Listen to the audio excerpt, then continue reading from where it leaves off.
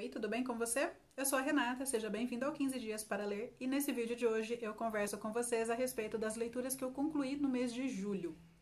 Em julho eu tive alguns dias de férias, então eu pude concluir vários livros mais curtinhos que eu estava lendo e algumas leituras que eram maiores, no entanto, eu acabei não finalizando neste mês e vão ficar pendentes para a conclusão agora em agosto, e uma delas eu acredito que se arraste até setembro. Se você já me acompanha há algum tempo, já percebeu que eu gosto muito de variar as nacionalidades dos autores que eu leio e que geralmente ao final de cada vídeo eu apresento os países de origem de cada autor. Hoje eu vou fazer o contrário, eu vou primeiro apresentar as nacionalidades e depois eu comento brevemente sobre cada um dos livros. Então, os países de origem dos autores deste mês foram Brasil, Zimbábue, Estados Unidos, Hungria, Portugal, Alemanha e Suíça, Inglaterra e Chile. Bem, eu vou começar falando sobre o livro cuja leitura ficou pendente na virada de junho para julho, que foi o Astrofísica para Apressados, do Neil deGrasse Tyson.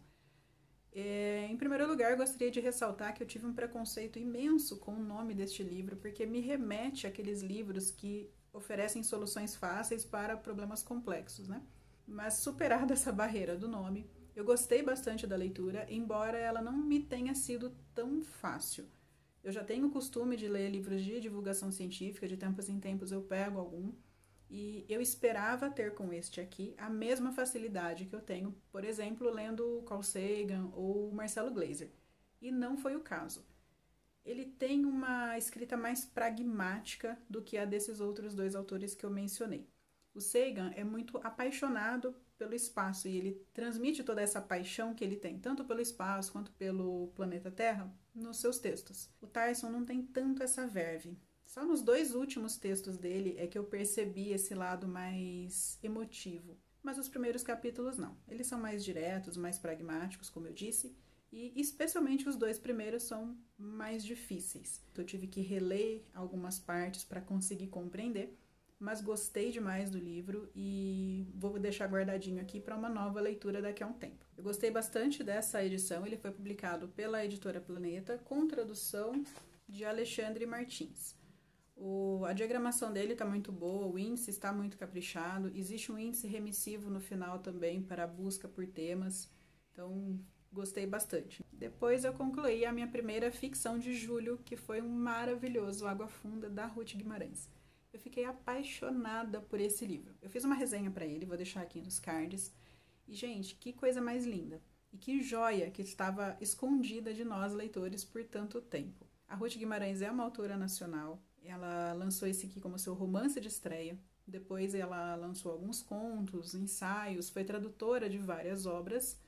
Mas, por alguma razão, acabou sendo meio esquecida pelo público e até pela crítica. Ela foi muito bem recebida pela crítica na época, mas depois deixou-se de falar nela. E essa obra aqui acompanha não só a história de algumas pessoas, mas também a de um lugar, com um intervalo de 50 anos entre um foco e outro. Em uma das histórias, nós temos os últimos anos de exploração de trabalhos por escravizados, com muito foco na Sinhá, a dona da fazenda, e no outro período nós temos um foco maior nos moradores mais simples, naquela que agora é uma usina já industrializada e com exploração de trabalhadores assalariados. Nos dois períodos, tanto o misticismo quanto a loucura permeiam muito a vida dos moradores. E esse livro preserva muito da oralidade, mas não aquela oralidade preconceituosa, até eu diria, que coloca apenas palavras com grafias fora da norma culta. Ele preserva a nossa estrutura de fala. E isso que torna esse livro tão bonito. Ele conta uma história interessante e de uma forma muito bonita e muito respeitosa. Eu amei esse livro, amei mesmo, e eu só posso dizer para vocês, leiam porque é maravilhoso. Como eu faço todos os meses, eu escolhi um livro mais leve para ir alternando com leituras mais pesadas que eu sabia que encontraria. E escolhi esse livro de conto aqui, O Tradutor Cleptomaníaco e Outras Histórias de Cornel West, do Dejo Costolani. Só teve um problema. Esse livro, que deveria ter uma duração aí de alguns dias de leitura para mim, acabou me rendendo só uns 2 ou 3, porque ele é tão legal que eu não conseguia parar de ler. Aqui são 13 contos, todos eles com esse mesmo personagem, esse Cornel West, em comum. Em alguns casos ele narra causos dele, em outros ele narra causos de que ele soube. Mas o livro todo tem um tom assim de conversa de bar, como se a gente estivesse escutando ele contar causos também. E geralmente são histórias muito divertidas e algumas até me arrancaram gargalhadas. Para momentos assim que a gente precisa desanuviar, essa aqui é uma excelente pedida. E na abertura do vídeo eu disse que ele é húngaro, né? Na verdade ele escreve literatura em húngaro. Na época em que ele viveu, a Hungria, como nós conhecemos hoje, ainda nem existia. Ele nasceu no Império Austro-Húngaro, que depois, né, viria a ser dividido, e a cidade onde ele nasceu hoje é a capital da Hungria. Depois eu tive uma excelente surpresa com este romance de formação, escrito pela Noviolet Bulawayo, Precisamos de Novos Nomes. Ela é zimbabuiana e hoje mora nos Estados Unidos, uma trajetória bastante parecida com a da nossa protagonista desse livro. Ele é narrado majoritariamente em primeira pessoa pela Darling, uma menina muito esperta, muito inteligente, que conta sobre o cotidiano dela no Zimbábue, e depois, na segunda parte do livro, ela nos conta a respeito do choque cultural que ela tem ao chegar nos Estados Unidos. Eu não vou me estender muito mais a respeito deste livro, porque a resenha sobre ele é o próximo vídeo aqui do canal. É um livro muito legal, muito divertido também. Este foi publicado pela editora Biblioteca Azul e traduzido, aliás, muito bem traduzido, pela Adriana Lisboa. E por falar em tradução, acabei não dando os créditos para os livros anteriores que eu mencionei. Tanto Água Funda quanto o Tradutor Cleptomaníaco são publicados pela editora 34 e o caso aqui do Tradutor Cleptomaníaco foi traduzido por Ladislau Jabo. Daí também li Hamlet, que estava na minha listinha da vergonha. São livros que eu brinco, né, que eu deveria já ter lido alguma vez na minha vida e que eu nunca li. Aliás, não é que eu nunca tenha lido só o Hamlet, eu nunca havia lido uma tragédia do Shakespeare. Dele, até hoje, eu só tinha lido as comédias e eu gosto muito delas. Por isso até eu imaginava amar esse livro aqui, e não foi bem isso que aconteceu. Não é que não tenha gostado, gostei sim, eu só não amei. Veja bem, ele é uma tragédia. Então a gente espera já que vá acontecer tragédias, né? Uma seguida da outra. Só que acontecem tantas tragédias aqui, são tantas mortes, são tantas confusões que acontecem por conta de uma atitude que o Hamlet não toma, que para mim o livro foi começando a ficar até meio engraçado, porque ficou muito caricato. Se existisse televisão no século XVII, eu brinco que Hamlet poderia ser encenado no Cidade Alerta. Gente, quase pinga sangue desse livro, pelo amor de Deus. Mas enfim, feita essa ressalva, afinal de contas, sobre o que é isso aqui.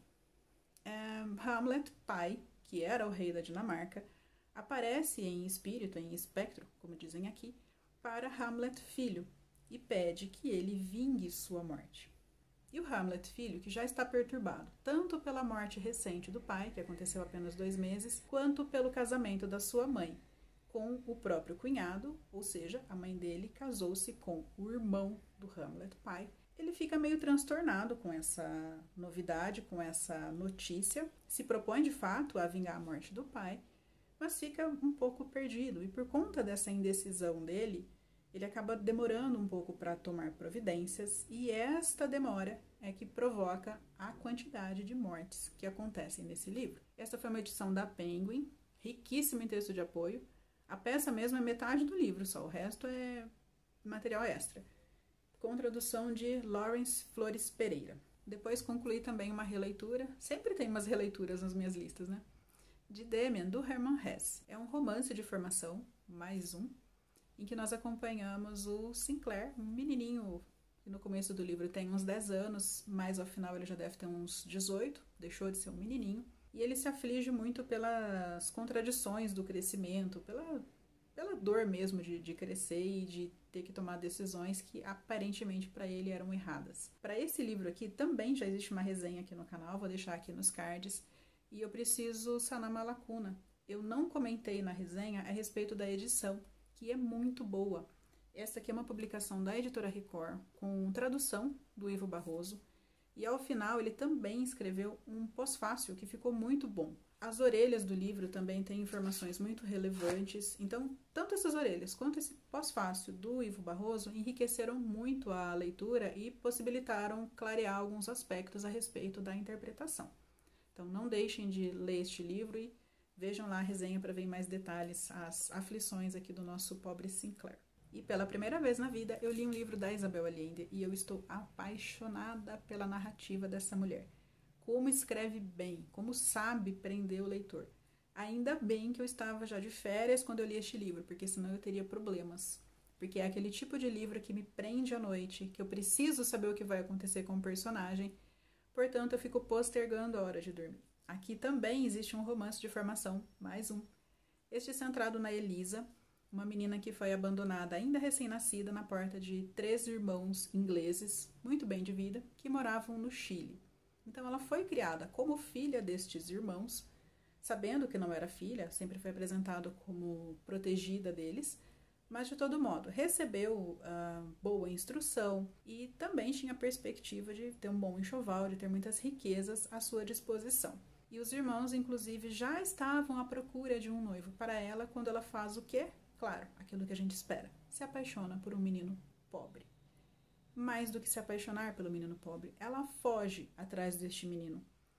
Foge dentro do Chile? Claro que não, ela foge para a Califórnia. Então veja, o panorama social que a Isabel Allende cria aqui é riquíssimo, porque ela nos mostra, além do choque cultural do inglês no Chile, também mostra depois o choque desta menina na Califórnia, conhecendo pessoas de muitas outras nacionalidades e de muitos outros costumes.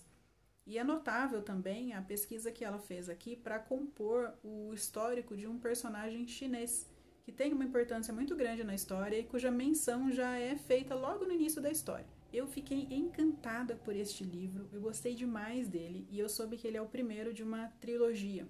O próximo, em ordem cronológica dos personagens, né, seria o Retrato em Sépia, e essa trilogia finaliza com A Casa dos Espíritos. A ordem de publicação dos livros é diferente, tanto que o Casa dos Espíritos é o livro de estreia dela, né? Mas é a obra que fecha o ciclo que se inicia aqui. Essa edição lindíssima que eu tenho aqui é da Bertrand Brasil, que vem no box da Isabel Allende, esse box que tá aqui, e conta com tradução de Mário Pontes. E dando andamento ao meu projeto de leitura do José Saramago, que se você não sabe o que é, deixarei os cards aqui também, li Ensaio sobre a Cegueira. Embora seja a obra mais famosa do Saramago, eu nunca tinha lido. Sabia mais ou menos do que se tratava, já tinha visto o filme, mas nem saber sobre o que era e nem ter visto o filme me preparou para o que eu ia encontrar aqui. Isso aqui é Saramago em estado de arte. O homem estava inspirado quando escreveu isso aqui. Eu fiquei muito impactada com essa leitura, tanto que eu não consegui até agora concluir a edição da resenha que vai sair aqui nesse canal. Depois do Precisamos de Novos Nomes, é a próxima resenha que sai. Não sei como, porque eu não consigo saber o que eu vou falar a respeito desse livro. Mas vai sair. Caso alguém não conheça a história, o Saramago usa aqui de uma cegueira coletiva e aparentemente transmissível, que vai acometendo os moradores de um determinado local gradativamente, para fazer um panorama, fazer uma alegoria, é a palavra mais correta, a respeito das nossas cegueiras sociais. Como nós nos comportamos quando ninguém está vendo. Como nós nos comportamos quando as regras que nós temos já não são suficientes para regular o convívio. É um livro espetacular. Essa edição da Companhia das Letras está muito boa, está muito bonita. E aguardem a resenha dele, mas eu não preciso dizer que eu amei esse livro, né? Eu espero que vocês depois também possam ter oportunidade de ler esse livro e se sintam tão impactados quanto eu me senti. E por fim eu li Tudo é Rio, da Carla Madeira, que é um livro que já apareceu aqui quando eu fiz a minha tag dos 50%, e ele foi a minha resposta para uma das perguntas de lá, que era qual lançamento do primeiro semestre você gostaria muito de ler. Não sei se é porque eu tinha uma expectativa muito alta ou se porque realmente o gênero não me agrada.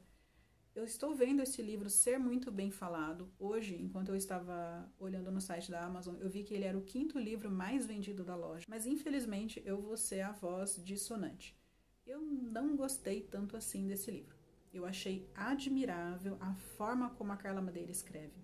Ela consegue tratar de assuntos graves, sérios, brutos, de uma forma poética. Ela tem uma linguagem maravilhosa e com um vocabulário muito acessível. E ela criou uma personagem aqui também, a Dona Aurora, que é de uma sabedoria ímpar. Que palavras lindas que saem da boca dessa mulher. E existem outros personagens aqui que são bastante complexos E de um deles eu senti até muito nojo, que é um dos protagonistas, que é o Venâncio, casado com a Dalva e desejado, muito desejado, pela principal prostituta da cidade, a Lucy. Então nós acompanhamos um pouquinho do passado de cada um deles, nós conseguimos vislumbrar por que cada um se comporta da maneira como se comporta hoje, mas ainda assim, eu não gostei do excesso de cenas eróticas que existe nesse livro, que já é esperado que exista, porque a Lucy é uma pessoa que se orgulha da profissão dela, ela gosta de fazer o que ela faz, e ela gosta também de afrontar a cidadezinha onde ela mora, mas assim, eu vi tantos trechos tão bem escritos pela Carla, quanto mais eu lia esse livro, mais eu via a capacidade que ela tem de escrever de uma forma lírica, mais eu ia me saturando daquelas cenas mais eróticas e muito descritivas de sexo. E além disso, eu não gostei do destino dos personagens, eu acho que a solução dada para o conflito principal aqui leva a crer que houve uma naturalização de algumas violências que aconteceram aqui, que não deveriam acontecer em lugar nenhum. Leiam para tirar suas conclusões, claro, mas já fica o aviso, não deixe esse livro solto pela casa, assim, ao alcance de criança ou de jovenzinhos, porque isso aqui não é coisa para menor de 18 anos. E depois comentem comigo o que vocês acharam. Me parece que esse aqui é o próximo hype da literatura nacional. Além de tudo isso que eu concluí, eu quero fazer uma menção aqui a um abandono que eu fiz, que foi ao Guerra e Paz. É um livro que eu já li, eu gosto dele. Queria reler agora para matar a saudade mesmo, para relembrar dos personagens, porque acho que faz uns 20 anos que eu li esse livro. Mas eu lembrava que o começo dele era chato, que era enfadonho, mas eu não lembrava que o começo dele era tão lento. É muito baile, é muita gente arrumando casamento. O começo do Guerra e Paz lembra livro da Jane Austen, sabe? A guerra tá vindo, Napoleão tá invadindo todo mundo, mas espera aí que eu preciso casar meus filhos, espera aí que eu preciso fazer um baile. Eu entendo que era a proposta do Tolstói até criticar essa futilidade, inclusive tem um personagem aqui que fala isso. Aqui nós nos ocupamos muito mais dos mexericos do que da guerra, mas neste momento eu não estava com paciência para esta leitura. Embora, repito, é um livro de que eu gosto bastante. E eu comentei também que fiquei com algumas leituras em andamento, 2 das quais já devem estar concluídas quando este vídeo for publicado. Uma delas é o 15 Contos Escolhidos da Catherine Mansfield, e o outro é o Hamnet da Maggie O'Farrell. Olha, é quase da cor da minha blusa, isso não foi intencional.